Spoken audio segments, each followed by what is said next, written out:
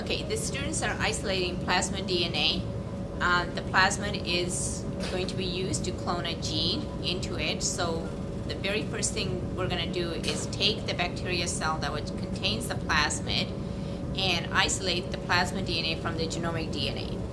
So to make sure that they have the plasmid DNA, they're going to run it on an agarose gel to verify that they have isolated the plasmid DNA from the genomic DNA.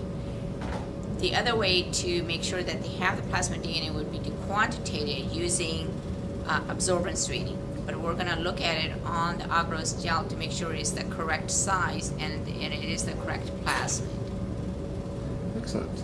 Okay. Okay, so to isolate the plasmid DNA, what they're going to do is they're going to break open the bacteria cells, and then they're going to have the DNA bind to material known as silica, which is proprietary reagent from the company.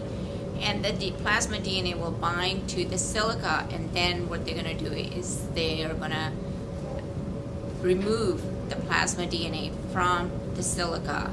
And once that is eluted, it'll be in a very small volume, maybe like 50 microliters. And they're going to take a small volume out of the 50 microliters and run it on an agarose gel. Okay? Excellent. Okay. So they've also taken the plasmid DNA and put it into a bacteria, which is known as a transformation. And that's the only way we're going to get more plasmid DNA, because the bacteria is like a factory to make more plasmid DNA for us. So what they did to get that bacteria, we grew the bacteria overnight in a media which contains an antibiotic. So only the bacteria which contain the plasmid will be able to grow in the presence of the antibiotic.